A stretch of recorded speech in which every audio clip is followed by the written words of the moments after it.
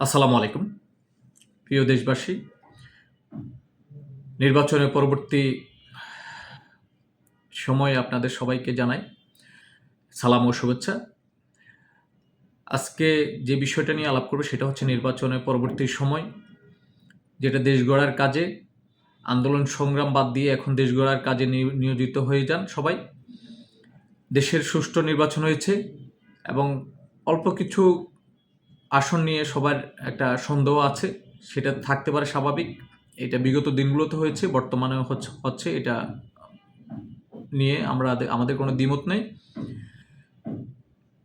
এই যে একটা বড় নির্বাচন হয়ে গেছে, এটার ব্যবধানে মানুষ বোঝা যাচ্ছে দেশকে ভালোবাসে। অনেকে নির্বাচন অংশগ্রহণ করেছেন, অনেকে ভোট দিয়েছেন স্বতঃস্ফূর্তভাবে এবং বিশৃঙ্খলা খুবই কমই হয়েছে, সহিংসতা কম হয়েছে দেশের নির্বাচনে। পরবর্তী সময়ে এই নির্বাচনে এখন হচ্ছে ভেদাভেদ ভুলে আগামী দেশ গড়ার কাজে সবাই নিয়োজিত হয়ে যান এবং অনেকগুলো তরুণ নেতা সংসদে যাচ্ছেন।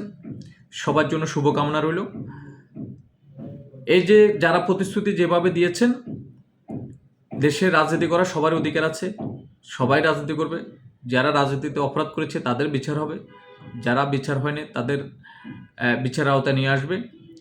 এখন হচ্ছে সাধারণ মানুষ যেভাবে বসবাস করতে পারে সবাইকে ওইভাবে আপনারা সেই জায়গা তৈরি করে দিন।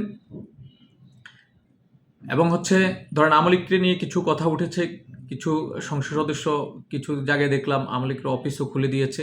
ভাই, একটা রাজনীতিতে এটা স্বাভাবিক। একটা দল এখন পর্যন্ত নিষিদ্ধ হয়নি, যেখানে নিষিদ্ধ করার দায়িত্ব হচ্ছে সরকারের। তার অফিস করবে কিনা না করবে সেটাও সরকারের। কেউ দখল করে রাখবে, কেউ দখল উদ্ধার করে দিবে, এটা জনগণের কাজ না, এটা হচ্ছে একজন সংসদ সদস্যেরও কাজ না। এটা হচ্ছে টোটালি আদালতের উপর নির্ভরশীল। আদালত বিচারিক, সরকার যেভাবে নিয়ন্ত্রণ করবে সেটাই করবে, এটা হচ্ছে নিয়ম। আপনারা হচ্ছে শুধু আমলিগকে, আমি একটা কথা বলবো, আমলিগকে আপনারা যত সামনে নিয়ে আসছেন, এখন তো আমলিগ নাই ভাই। আমলিগ নিয়ে আপনারা আলোচনা করলে হবে?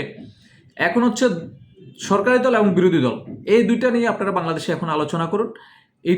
এই জায়গাগুলোর থেকে বেরিয়ে এসে আমলিগের পিছনে না পড়ে থেকে দেশকে কিভাবে সুন্দরভাবে সাজানো যায় সেটা নিয়ে আপনারা ভাবুন। এই বলে আজকে আমার বক্তব্য শেষ করলাম। আসসালামু আলাইকুম।